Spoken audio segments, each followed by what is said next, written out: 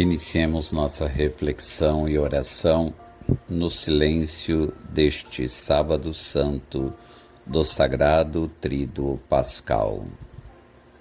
O silêncio do Sábado Santo, uma visão amarga e doce. Tenhamos nosso olhar fixo na cruz. Ecce homo, eis o homem. Estas foram as palavras que Pôncio Pilatos usou quando apresentou Jesus à multidão na Sexta-feira Santa.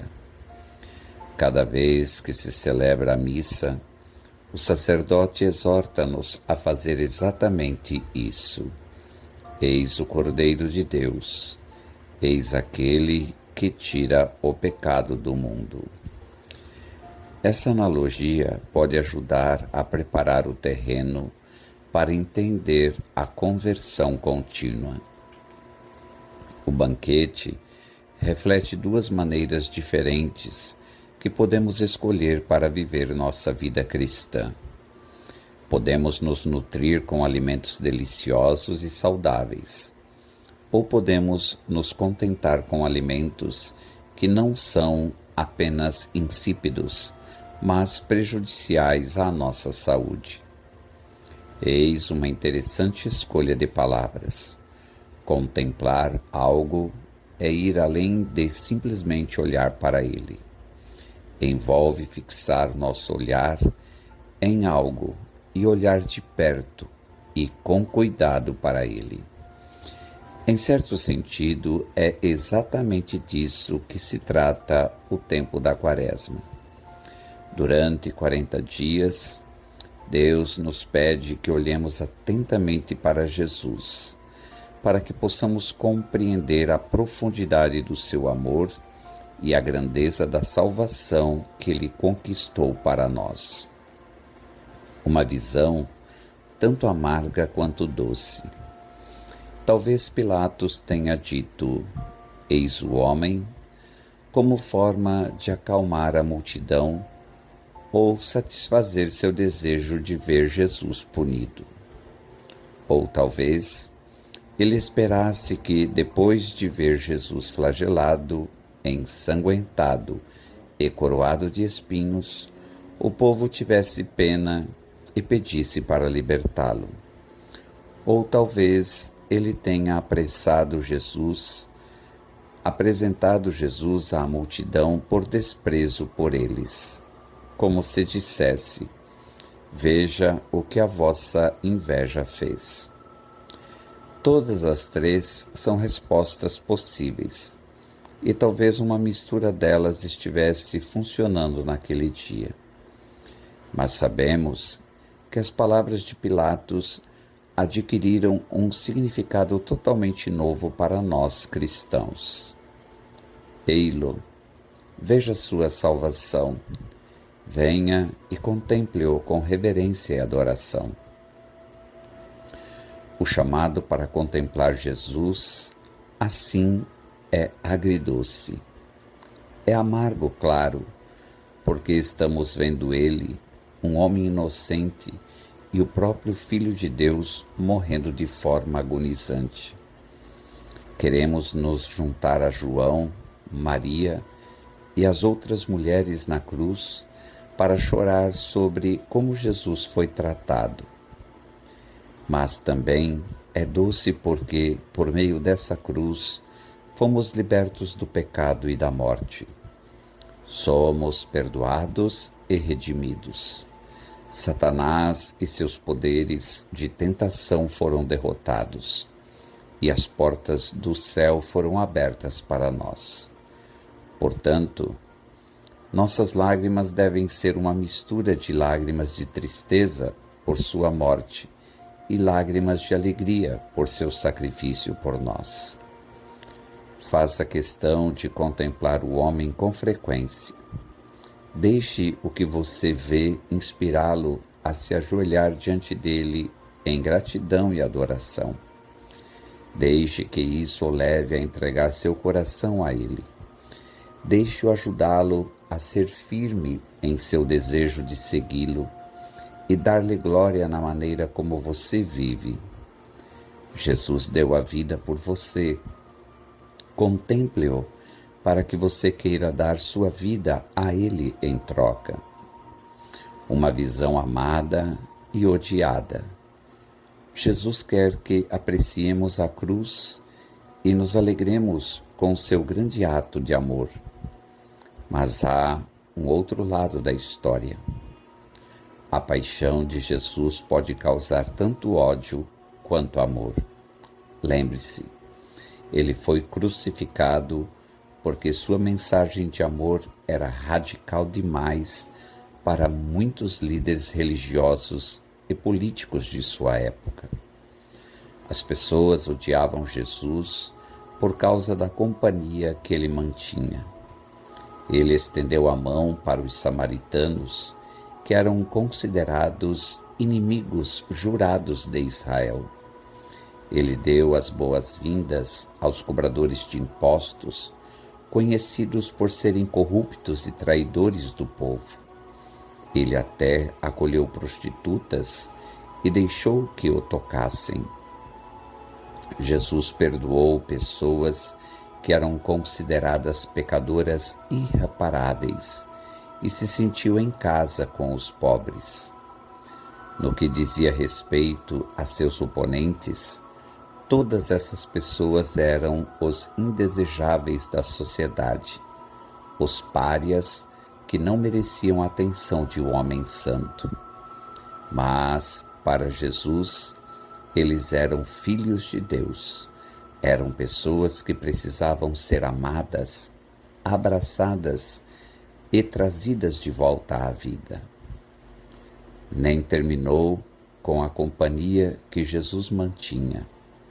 Repetidas vezes, ele assumiu algum dos próprios líderes religiosos. Ele confrontou publicamente a maneira hipócrita como eles viviam. Ele os acusou de parecerem limpos por fora, mas corrompidos por dentro. Ele os desafiou a parar de se edificar e começar a praticar o que pregavam. Ele os advertiu sobre o destino que os aguardava caso não se arrependessem. Não é de admirar que eles quisessem matá-lo. Não é de admirar que eles contemplassem o homem com raiva, desprezo e ódio. Inimigos da cruz. Agora, é um erro pensar que esses fariseus e escribas foram pessoas horríveis e maliciosas. Eles não eram. Eles amavam a Deus. Eles amavam a maneira como Deus havia trabalhado no passado para salvar e proteger seus ancestrais. Eles se dedicaram a preservar sua fé e servir ao povo. Mas, ao mesmo tempo, preocupavam-se com as aparências, as posições e o decoro. Eles deixam o orgulho levar a melhor sobre eles. Eles ficaram presos em suas tradições quando deveriam ter sido humildes o suficiente para aceitar Jesus e seus ensinamentos. O mesmo pode acontecer conosco quando permitimos que atitudes de orgulho, farisaísmo, inveja ou elitismo levem a melhor sobre nós. Nenhum de nós odeia Jesus. Nenhum de nós quer se livrar dele. No entanto, interiormente, quando deixamos as atitudes pecaminosas assumirem o controle, corremos o risco de nos tornarmos mais parecidos com esses fariseus. É como se estivéssemos nos juntando aos soldados para cravar os pregos do pecado nas mãos e nos pés de Jesus, e a lança em seu lado.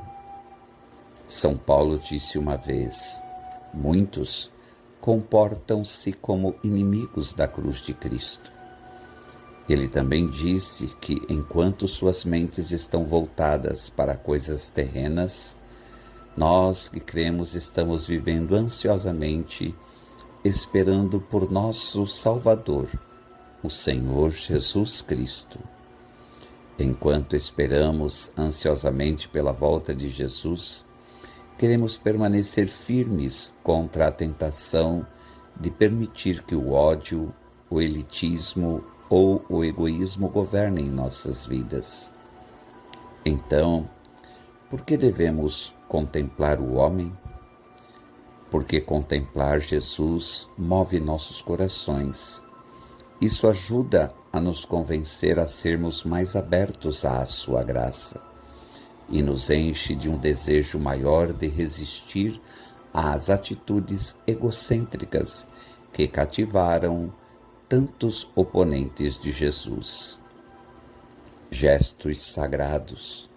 Como dissemos anteriormente, todos os domingos na missa somos convidados a contemplar Jesus como o Cordeiro de Deus que tira os nossos pecados. Mas esse contemplar não acontece por conta própria. Não é mágica. Todos os gestos externos que usamos durante a missa, ficar de pé, ajoelhar-se, cantar, recitar as orações, participar conscientemente, frutuosamente, plenamente, podem parecer gestos rotineiros com pouco significado. Na realidade, esses gestos desempenham um papel muito importante. Eles servem como lembretes e cutucadas para nos ajudar a manter o foco no Senhor. Eles devem direcionar nossa atenção para cada parte da liturgia. As leituras, a homilia, a oferta, a consagração, para que possamos contemplar o homem com mais clareza. Eles ajudam a nos preparar para reconhecer Jesus no partir do pão, assim como fizeram os discípulos no caminho de Emaús. Quando ouvimos o Padre relembrar as palavras de Jesus na última ceia, isto é o meu corpo, este é o meu sangue, somos levados de volta ao cenáculo. Quando ouvimos dizer, dado por ti e derramado por vós, estamos vendo Jesus se entregar completamente a nós, assim como o fez na cruz. Contemplar tal ato de amor tem o poder de nos encher de paz e amor. Tem o poder de acalmar nossos medos e curar nossas feridas. Compelido pelo amor, contemplar Jesus na Eucaristia faz mais do que apenas nos confortar, por mais importante que isso seja. Também nos move a mudar. Isso nos leva a fazer eco das palavras de São Paulo. O amor de Cristo nos impele, uma vez que chegamos à convicção de que um morreu por todos, para que os que vivem não vivam mais para si mesmos, mas para aquele que por eles morreu e ressuscitou. Cada vez que ele contemplava o Senhor, Paulo era movido a se oferecer de volta a Deus como um sacrifício vivo. O amor de Jesus por ele o encheu de amor pelas pessoas ao seu redor. Isso o convenceu a derramar-se por eles, assim como Jesus havia feito.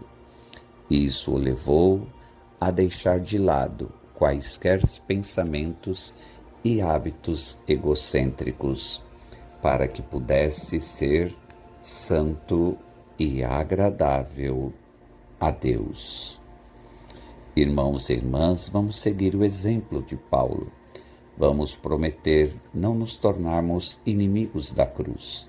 Em vez disso, vamos fazer questão de contemplar Jesus e ver tanto o amargo quanto o doce em seu sacrifício.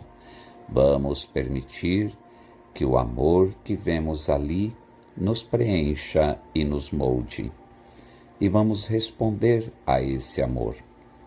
Peça ao Senhor para levá-lo, enchê-lo, transformá-lo e torná-lo parte de seu presente salvador e sacrificial para o mundo. Que Deus abençoe cada um de vocês neste santo silêncio do Sábado Santo. Amém.